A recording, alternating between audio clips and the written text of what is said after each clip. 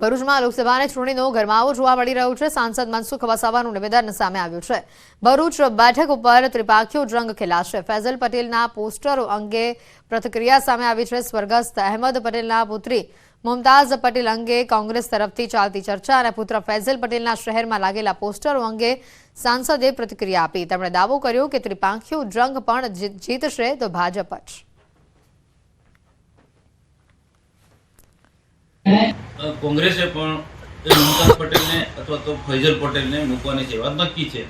તો એના ભાગરૂપે કદાચ એમને પ્રચાર ચાલુ બી કર્યો હોય અને બેનરો પણ લગાડ્યા હોય કે ભરૂચ લોકસભામાં ત્રિપાંખીયો જંગ છે અને ડેડિયાપાડાના ધારાસભ્ય ચૈતર વસાવાની જે ઘટના ઘટી એને લઈને આમ આદમી પાર્ટીએ એને કેટલાક ખોટા મુદ્દા પણ ઉછાળ્યા। એટલે સ્વાભાવિક છે કે ભરૂચ લોકસભા ની સીટનું બધા તરફ ધ્યાન છે। એને એક ઉમેદવાર તરીકે ચૈતર વસાવાને પણ આમ આદમી પાર્ટીએ એને પ્રોજેક્ટ કરી દીધું। એ રીતના કોંગ્રેસમાં પણ અહેમદ પટેલ અને સુપુત્રી મુમતાઝ પટેલ, ફૈઝલ સુપુત્ર મુમતાઝ પટેલના નામો ચર્ચાઈ રહ્યા છે અને એ તો સ્વાભાવિક છે કે દરેક પાર્ટી આ રીતના એના પોતપોતાના ઉમેદવારને પ્રોજેક્ટ કરવા માટે એ પ્રયત્નો કરી રહ્યા હશે।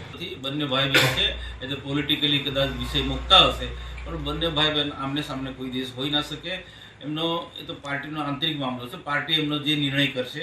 અમારે તો શું છે, ભરૂચ લોકસભા હું સ્પષ્ટ પહેલેથી જ કહેતો આવ્યો છે, ક્યારેક સમજૂતી આપ સાથે થવાની જ નથી અને ત્રિપાખીયો જંગ ભરૂચમાં લડાવવાનો છે। એ તો એમનો રાજકીય વ્યૂહરચના છે।